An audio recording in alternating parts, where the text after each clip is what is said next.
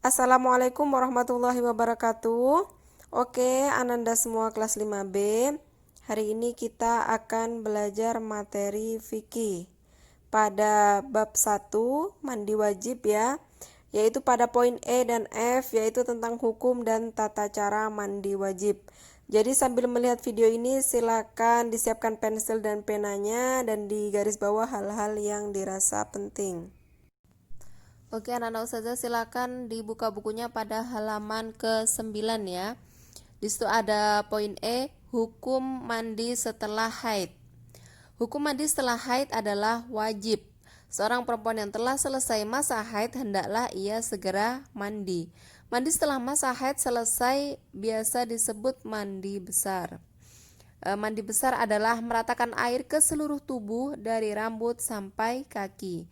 Mandi besar bertujuan untuk mensucikan diri dari hadas besar atau haid ya, sebagaimana dijelaskan oleh Rasulullah SAW dalam sebuah hadis. Da'is sholata qadral ayyam allati kunti tahidina fiha thumma igtasili wa sholli. Rawahul Bukhari. Artinya tinggalkanlah sholat selama hari-hari haid itu, lalu mandilah dan sholatlah. Hadis riwayat Al-Bukhari dan Aisyah. Berdasarkan hadis tersebut dapat diambil kesimpulan bahwa orang-orang yang haid dilarang sholat. Setelah haid selesai, diwajibkan mandi besar. Oke, kita lanjut lagi pada halaman 10. Di situ ada poin F, tata cara mandi wajib. Mandi wajib harus memakai air yang suci dan mensucikan, yaitu air yang tidak najis dan belum pernah dipakai untuk mandi junub atau berwudu. Mandi wajib tidak boleh dilakukan sampai melewati waktu sholat fardu berikutnya berlalu. Jadi begitu telah selesai haidnya atau junubnya, harus segera melakukan mandi, karena jika waktu sholat fardu berlalu, sedangkan dia masih dalam keadaan berhadas besar, maka dia telah berdosa karena telah meninggalkan sholat fardu yang seharusnya wajib dikerjakan. Tata cara mandi wajib menurut para ulama dibagi menjadi dua, yaitu fardu atau yang wajib dan sunnah.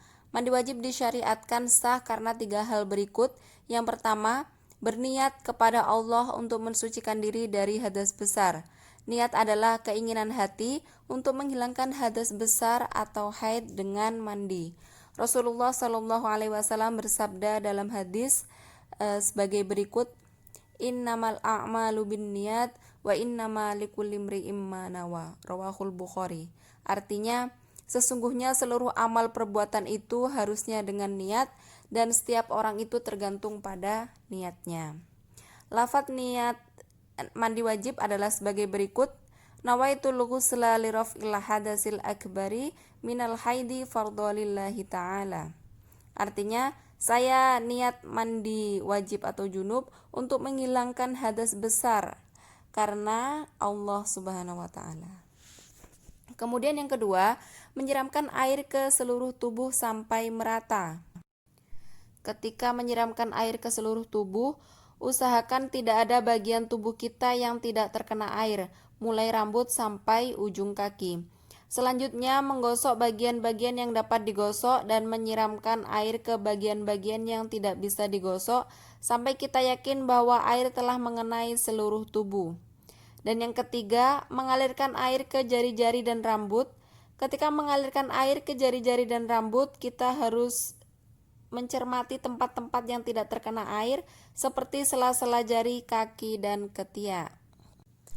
Setelah mengetahui ketiga hal tersebut, bagaimana cara mandi wajib menurut Rasulullah? Rasulullah memberikan cara mandi wajib dengan urutan sebagaimana hadis berikut. Annan Nabiyya sallallahu alaihi wasallam kana idza tasala minal janabati bada'a faghsala yadayhi thumma yatawaddau kama yatawaddau lis-sholati thumma yudkhilu asabi'ahu fil ma'i fayukhallilu biha usula sya'rihi thumma yasubbu ala ra'sihi thalatha urfim biyadaihi thumma yufidul ma'a ala jildihi kullih. Rawahul Bukhari. Artinya bahwasanya Nabi Muhammad SAW apabila mandi jinabah, ia memulai dengan membasuh kedua tangannya, kemudian wudu seperti wudu untuk sholat, lalu memasukkan jari-jarinya ke dalam air, kemudian menyisirkannya ke pangkal rambut, kemudian mengalirkan air ke kepalanya 3 cabukan dengan kedua tangannya, kemudian meratakan air pada seluruh kulit badannya. Hadis riwayat Al-Bukhari dari Aisyah radhiyallahu an. Selanjutnya, urutan mandi wajib yang dicontohkan oleh Rasulullah SAW adalah sebagai berikut. Yang pertama, membaca basmalah bersamaan dengan niat mandi. Yang kedua, membersihkan kedua telapak tangan sebelum memasukkannya ke tempat air. Yang ketiga, menghilangkan kotoran yang ada pada badan yang menghalangi datangnya air sampai pada kulit.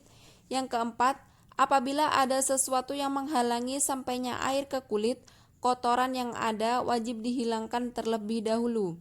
Yang kelima, membersihkan kemaluan atau beristinja. Ketika beristinja, gunakan tangan yang kiri. Yang keenam, berwudu dengan sempurna sebelum mandi, termasuk berkumur dan memasukkan air ke hidung atau istinsyak. Yang ketujuh, apabila telah berwudu sebelum mandi kemudian berhadas, kita tidak usah mengulangi wudu. Hal itu dikarenakan kita telah melakukan sunnahnya mandi. Namun demikian, ada sebagian ulama Syafi'iyah yang berpendapat bahwa apabila wudhu seseorang telah batal sebelum mandi, ia dituntut untuk mengulangi wudhunya. Yang kedelapan, mencelupkan kedua tangan ke dalam air dan siramkan air ke akar-akar rambut kepala. Yang kesembilan, menyiram dan mengguyurkan air ke kepala untuk pertama sebanyak 3 kali. Yang kesepuluh, mendahulukan anggota-anggota badan sebelah kanan. 11. Mengguyurkan air ke seluruh tubuh sebanyak 3 kali. 12. Tidak meminta orang lain kecuali ada udzur atau halangan. Yang 13. Mandi dilakukan di tempat yang sekiranya tidak terkena percikan air mandi. Dan yang ke-14. Tidak berbicara kecuali ada keperluan penting ketika sedang mandi.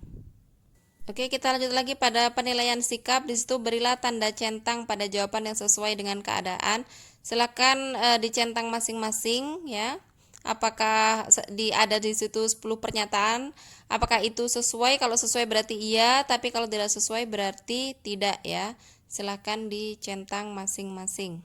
Oke, kita langsung lanjut lagi ke halaman 14. Di situ ada kegiatan permainan.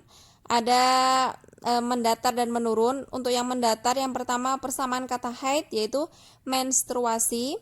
Yang keempat, larangan bagi perempuan haid ketika haji adalah tawaf. Yang ketujuh, hukum mandi besar setelah haid adalah wajib. Kemudian yang menurun, dilarang menyentuh titik-titik bagi perempuan haid yaitu mushaf. Yang kedua, masa minimal haid ya, itu yang ada di kota itu tidak sesuai. Jawabannya yaitu sehari atau 24 jam. Yang ketiga, menghirup air ketika wudhu, namanya istinsyak. Kemudian yang kelima, persamaan wajib yaitu fardu. Dan yang keenam, darah yang biasa keluar dari rahim adalah haid. Oke, Anda semua, untuk materi UTS fikih kita satu bab ya, bab mandi wajib ya. Jadi materinya sudah selesai dan di sini untuk tugasnya ya, Anda semua silakan dikerjakan bukunya di halaman ke 15, 16, 17 dan 18 poin A dan B. Oke, pada poin A di situ ada pilihan ganda. Ada 25 soal dan di poin B di situ ada 5 soal ya. Jadi silakan dijawab di buku paketnya masing-masing.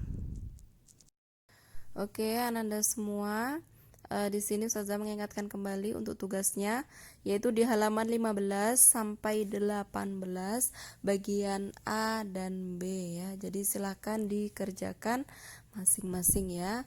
Sekalian ini untuk ini ya, latihan nanti menjelang UTS ya. Jadi harus banyak-banyak berlatih soal. Oke, baiklah anak-anak, sampai di sini pembelajaran hari ini dan Ustazah akhiri. Wassalamualaikum warahmatullahi wabarakatuh.